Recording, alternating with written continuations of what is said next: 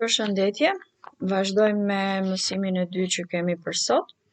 Është legjislacioni shqiptar për mbrojtjen e mjedisit.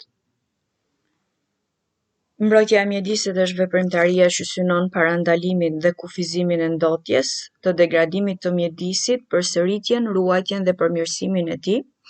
Baza ligjore për mbrojtjen e mjedisit buron nga Kushtetuta e Republikës së Shqipërisë, neni 59 i Kushtetutës, thekson: Shteti synon një mjedis të shëndetshëm dhe ekologjikisht të përshtatshëm për brezat e tanishëm dhe të ardhshëm, dhe shfrytëzimin racional të burimeve natyrore mbi bazën e parimit të zhvillimit të qëndrueshëm. Gjithashtu, neni 56 i Kushtetutës thekson: kushdo ka të drejtë të informohet për gjendjen e mjedisit dhe mbrojtjen e tij. Ruajtja e mjedisit sipas ligjeve të veçanta në Shqipëri. Legjislacioni kombëtar për mjedisin është duke kaluar nëpër një fazë intensive integrimit të direktivave të BE-s për mjedisin. Ky legjislacion është përgatitur për të përmirësuar cilësinë e ajrit dhe të ujit, administrimin e mbeturinave, vlerësimin e ndikimit të kimikateve dhe mbeturinave të rrezikshme në mjedis, biodiversitetin dhe mbrojtjen e faunës. Ka disa ligje të veçanta që garantojnë mbrojtjen e mjedisit në Republikën e Shqipërisë, nga të cilat mund të përmendim: Ligjin për mbrojtjen e mjedisit. Ky ligj parashikon parimet e mbrojtjes së mjedisit, ruajtjen dhe përmirësimin e tij. Ligji për mbrojtjen e biodiversitetit, i ndryshuar së fundmi në ligjin numër 68 vitit 2014, ky ligj synon ruajtjen e shumëllojshmërisë së organizmave të gjalla të gjitha llojeve. Ligji për vlerësimin e ndikimit në mjedis. Objekti i këtij ligji është përcaktimi i kërkesave, përgjegjësive, rregullave dhe procedurave për vlerësimin e ndikimeve të rëndësishme në mjedisin e Republikës së Shqipërisë. Ligji për zonat e mbrojtura.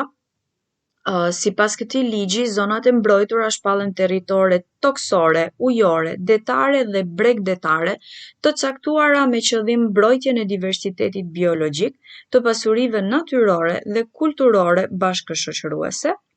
Kemi ligjin për mbrojtjen e faunës së egër.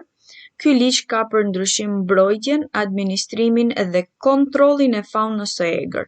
Kjo mbrojtje synon në ruajtjen e llojeve, popullatës, habitatit të tyre dhe rrugët e shtektimit. Ndërsa, ligji për gjuetinë dhe parandalimin e gjuetisë në Republikën e Shqipërisë, i miratuar nga Kuvendi i Republikës së Shqipërisë në datë 30 janar 2014, ka si qëllim që të përmirësojë gjendjen e llojeve të faunës së egër, e cila është objekt të gjuetie. Ligji për mbrojtjen e mjedisit.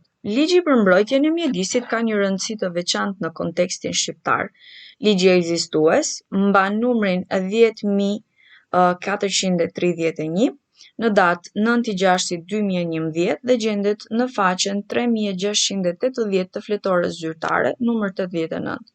Ky ligj ka për qëllim mbrojtjen e mjedisit, ruajtjen dhe përmirësimin e tij, parandalimin dhe paksimin e rreziqeve ndaj jetës dhe shëndetit të njerëzit, sigurimin e përmirësimin e cilësisë së jetës në dobi të brezave të sotshëm dhe të ardhshëm, si dhe sigurimin e kushteve për zhvillimin e qëndrueshëm të vendit.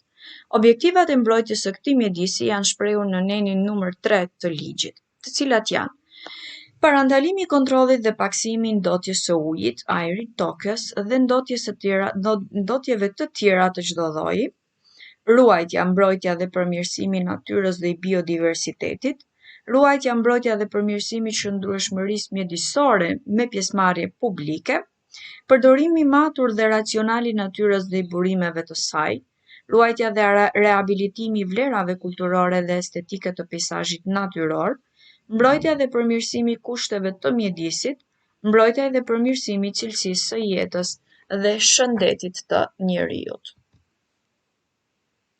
Mirë, me kaq mbaron edhe mësimi i dytë. Ju lutem dëgjojeni videon me vëmendje dhe lexojini me kujdes mësimin. Faleminderit.